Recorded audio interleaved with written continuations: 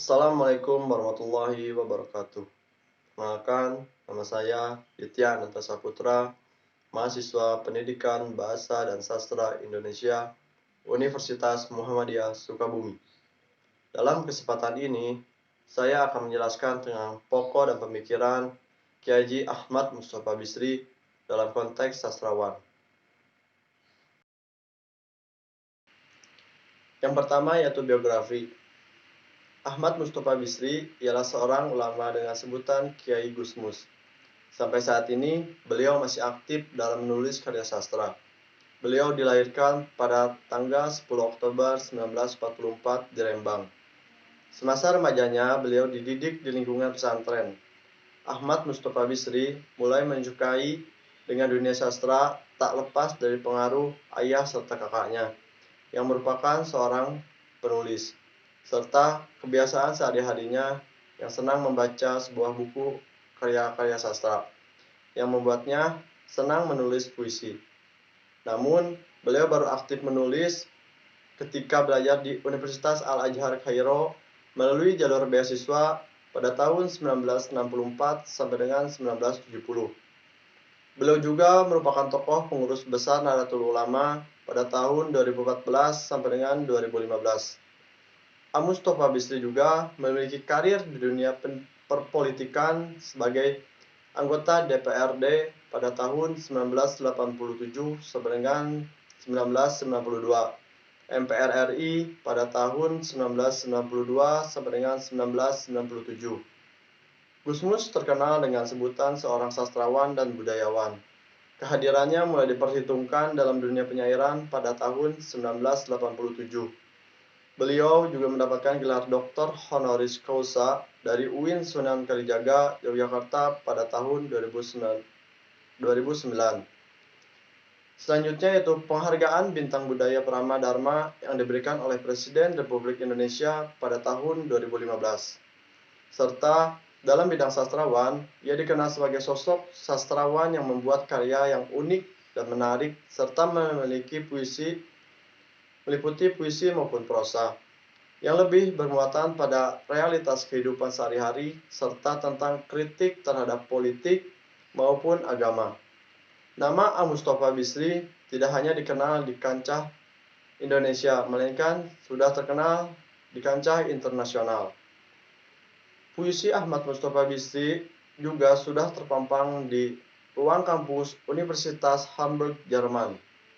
Dan beliau juga pernah mendapatkan undangan untuk seminar seni dan Islam di Universitas Malaysia, lebih tepatnya Malaya. Selanjutnya yaitu pokok dan pemikiran Ahmad Mustofa Bisri. Bagi Ahmad Mustofa Bisri, menulis adalah suatu media dalam berdakwah serta mengkritik. Setiap karya sastra memiliki suatu ciri khasnya masing-masing, sesuai dengan maksud serta tujuan karya sastra itu diciptakan oleh seorang penulis. Seperti halnya Mustofa Bisri yang mempunyai ciri khasnya sendiri dalam menulis. Hal tersebut terlihat dari berbagai pengungkapan masalah sosial serta spiritual dengan bahasa sehari-hari, dengan kata lain yang menggunakan bahasa yang mudah untuk dicerna dan dipahami bagi setiap penikmat karya sastranya. Bahasa yang digunakan cukup wajar dan sederhana, namun di balik itu semua memiliki tujuan atau makna yang mendalam. Dapat disebut juga dengan suatu kesederhanaan yang menipu. Ciri tersebut tercermin melalui karya-karyanya, baik itu terutama dalam puisi. Ciri tersebut tercermin dalam puisinya yang berjudul Guruku.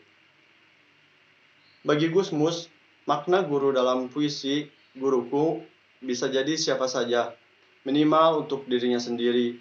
Banyak perspektif dalam masyarakat yang menilai bahwa guru hanyalah segelintir orang yang mengajar di sekolah maupun di madrasah. Bahkan, ada juga yang membatasinya hanya mereka yang memiliki gelar sarjana keguruan saja. Namun, Gusmus mencerminkan semua itu kuranglah tepat baginya, karena menurutnya siapapun bisa menjadi guru, asalkan bisa menjadi cerminan yang baik bagi dirinya maupun orang lain.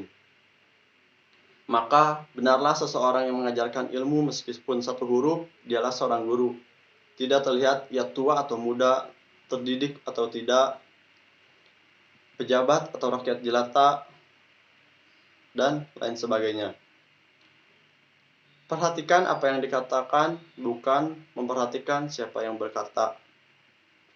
Ciri-ciri lain yang tergambar dari sajak-sajak Ahmad Mustofa Bisri adalah sifat kebalsemannya. Beliau sendirilah yang mengatakan atau mengistilahkan puisinya sendiri dengan puisi balsam. Hal itu karena puisinya yang sederhana ketika dibacakan tidak memerlukan suatu perenungan terlebih dahulu. Beliau menganalogikan puisi yang sebenarnya bagaikan obat resep dokter yang memerlukan analisis dan diagnosa terlebih dahulu.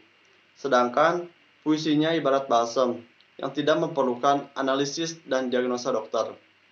Pengungkapan sajaknya dengan ungkapan menyindir namun dengan maksud yang baik, atau guyon maton, bergurau dengan sindiran tetapi dengan maksud demi suatu kebaikan. Ciri tersebut tercermin dalam karya puisinya yang berjudul Kau Ini Bagaimana dan Aku Harus Bagaimana, yang membahas tentang kemerdekaan, kebebasan dalam mengungkapkan pendapat dan ketakwaan. Sindiran yang disampaikan secara menghujat, memprotes, dan mempertanyakan suatu kondisi dalam suatu dimensi konteks sosial yang mempertanyakan tentang kultur sosial, budaya, hukum, dan agama. Dalam bermasyarakat yang membahas tentang kemerdekaan yang tidak hakiki, dan dalam arti kebebasan yang semu atau masih dijajah dalam berbagai bidang. Banyak masyarakat yang kehilangan hak-haknya sebagai warga negara seperti kebebasan berpendapat, terkekang oleh peraturan-peraturan untuk suatu kepentingan kelompok, dan lain sebagainya. Dalam puisinya tersebut, Ahmad Mustofa Bisri mengkritik keras dan secara vulgar dalam terang-terangan menyerang rezim Orde Baru. Tema-tema dari karya Mustofa Bisri cukup beragam, namun dalam setiap karyanya tersebut selalu mengedepankan atau menyampaikan pesan inti tentang manusia sebagai sesama dan manusia sebagai hambanya. Melalui karyanya pula, beliau mampu menyampaikan pesan-pesan agama yang didasarkan pada Al-Quran serta Al-Sunnah. Karya Mustofa Bisri mampu menggambarkan tema-tema dalam puisinya yang bermanfaat bagi kehidupan manusia. Melalui karyanya, Mustofa Bisri dapat menawarkan berbagai nuansa kemanusiaan, kritik sosial, moral, serta nilai-nilai religiositas yang pada dasarnya bisa menjadi sebuah renungan bagi kita semua yang menikmati karyanya tersebut, dan dapat menjadi sebuah sarana untuk membina mental, kepekaan sosial, dan sisi spiritual manusia. Selain itu juga, dalam setiap puisinya mengandung sisi realitas sejarah yang terjadi dalam kehidupannya, atau sebagai pengalaman yang telah dialami oleh Gusmus itu tersendiri. Puisi-puisi yang ditulis oleh Ahmad Mustofa Bisri syarat dengan visi, terutama visi religiositas, yang tidak sekedar dikaitkan dengan ketaatan ritual, akan tetapi lebih mendalam lagi, yaitu mendasar kepada kedalaman diri manusia yang menuntun kepada arah yang lebih baik lagi. Lingkungan serta pendidikan yang cenderung kental agamis serta secara tidak langsung mempengaruhi pemikirannya ke arah religiositas. Begitu pula ketika Ahmad Mustofa Bisri menulis karya sastra puisi, tentunya akan mengandung muatan religiositas tersebut. Kesederhanaan dan pengungkapan bahasa dalam puisinya memiliki ciri khas tersendiri. Meskipun pengungkapan kebahasaannya secara sederhana, namun tidak membuat puisinya klise, karena dalam setiap bait-baitnya mengandung makna dan arti. Ahmad Mustofa Bisri menyebut puisinya sebagai puisi balsam. Hal itu karena puisinya yang sederhana ketika dibacakan serta memerlukan suatu perenungan terlebih dahulu, serta mudah dicerna atau asik dibacakan di depan publik. Ibarat balsam tadi, walau panas sepintas, namun dapat mengobati rasa sakit. Maka kritik-kritik sosial Gusmus dalam berbagai puisinya, walaupun menohok, diandaikan tetap menyegarkan dan mencerahkan. Mungkin cukup sekian yang bisa saya sampaikan, kurang lebihnya mohon maaf dan semoga dapat bermanfaat. Wassalamualaikum warahmatullahi wabarakatuh.